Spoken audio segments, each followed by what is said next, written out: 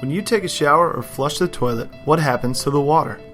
Water and waste wash down the drain of homes, businesses, and industrial facilities flows through a network of pipes called a collection system. According to the US EPA, there are about 800,000 miles of collection systems in the US, along with 500,000 miles of private laterals which connect properties to the sewer system.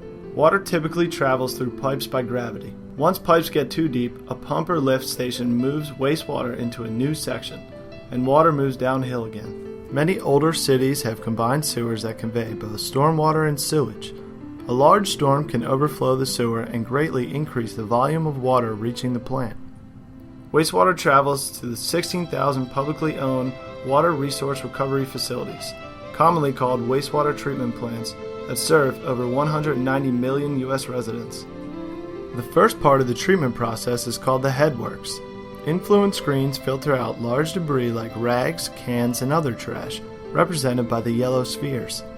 The removal of large debris helps keep pumps and pipes within the plant from getting clogged. The trash removed from the screens is collected and disposed of at a landfill. The goal of the headworks is to remove inorganic matter from the wastewater. Inorganic matter includes items like trash, sand, or gravel, basically material that did not come from a living creature. The next stop within the headworks is the grit removal chamber. Grit is made up of large, heavy particles like sand or eroded cement.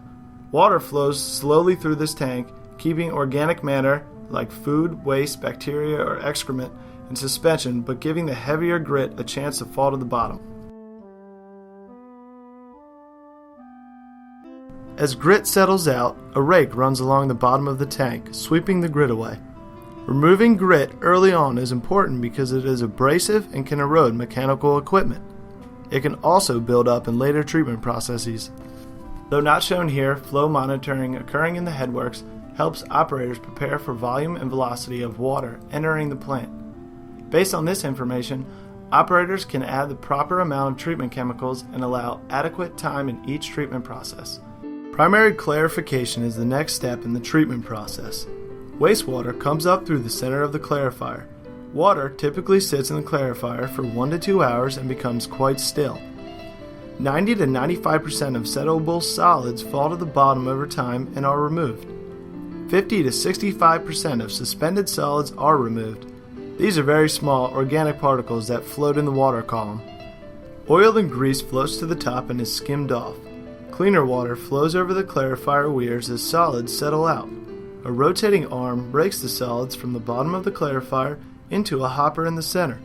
The solids skimmed off the bottom of the clarifier travel to the biosolids treatment process.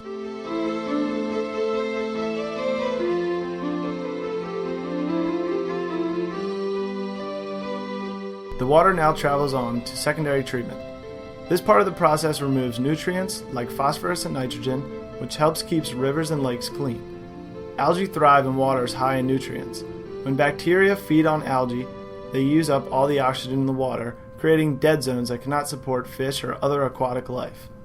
However, nutrients are also a valuable resource, particularly for agriculture, and can be recovered through the treatment process.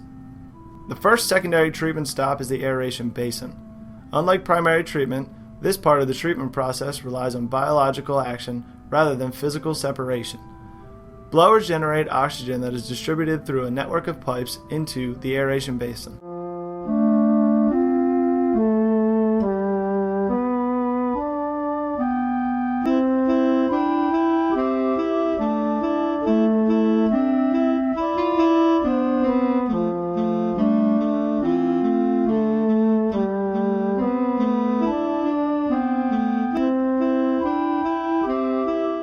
Oxygen generated by the blowers is used by hungry bacteria, as shown in green.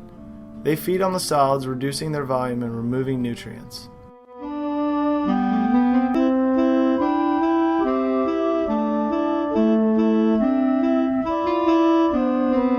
Next, water goes through secondary clarification, which works similarly to primary clarification.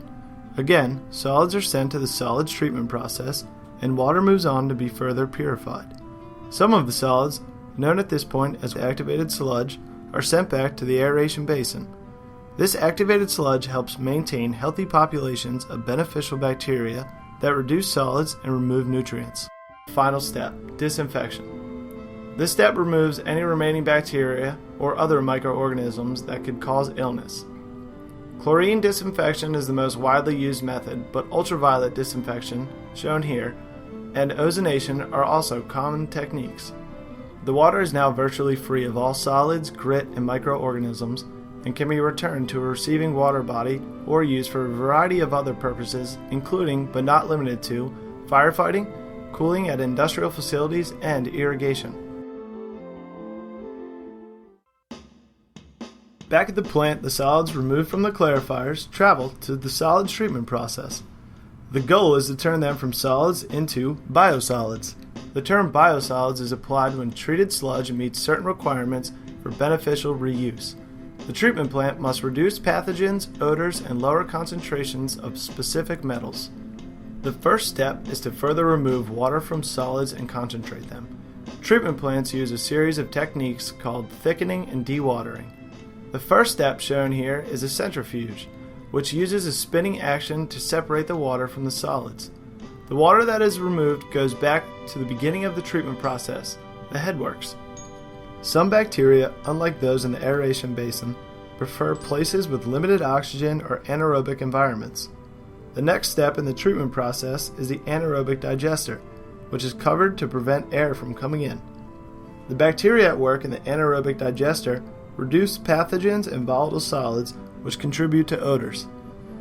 The bacteria also make biogas, a mixture of methane and carbon dioxide, represented here by the pink balls.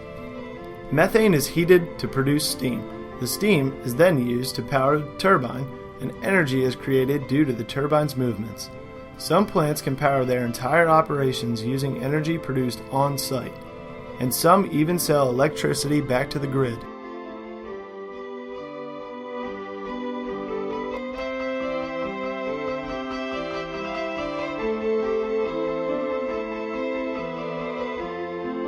After the anaerobic digester, solids go through one last dewatering process, in this case a belt press.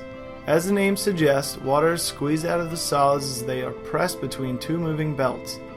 The resulting sludge cake is collected in a truck and then disinfected.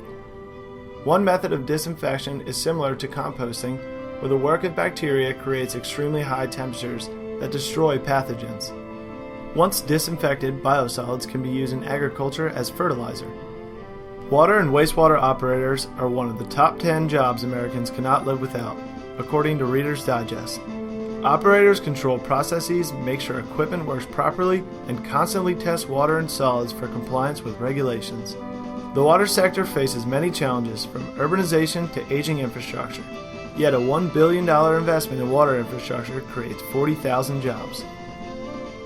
The end result is a clean water environment for all of us today and future generations. Because water's worth it.